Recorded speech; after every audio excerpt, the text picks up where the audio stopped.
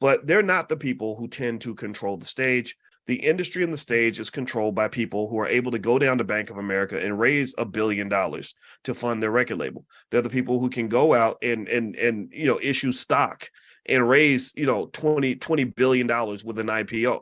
If you know a single Black person who has the ability to go out and raise 20, 30 billion dollars tomorrow on an IPO, does anybody know any Black people who can do this? Yes or no? Hey, can you name anybody?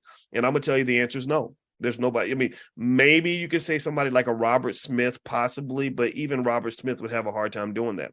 Okay, so my point is to say that when you're talking about hip hop, you have to understand the role that capitalism and really racist capitalism plays in all of this.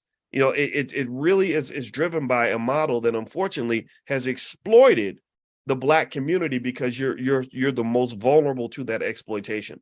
You're the ones who are least capable and least likely to fight back. You're the ones who are more likely, unfortunately, to go along with the program because you don't want to disrupt things, right?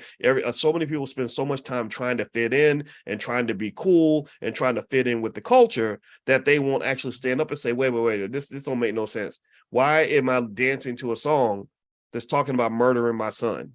Why am I going along with a song that's telling me that I want my 17-year-old daughter popping mollies and selling booty on every corner?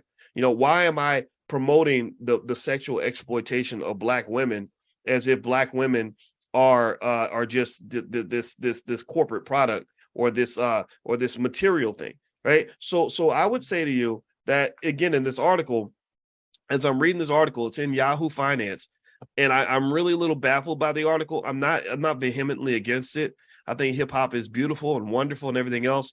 But I think that to sort of give hip hop blanket credit for the creation of thousands or millions of Black owned businesses, I think that will be a false statement, because I think hip hop is probably just as responsible for the destruction of trillions of dollars of Black economic wealth. And the reason I say that it's responsible for the loss of trillions of dollars in wealth is because when you're taking a whole community and you're convincing millions of kids to become drug addicts by the age of 17, that takes away the potential of those young men. Those young men, and I speak specifically about the men, but we know other things that are happening with the women. The young men are not going to grow up and become adequate husbands and fathers that the community needs.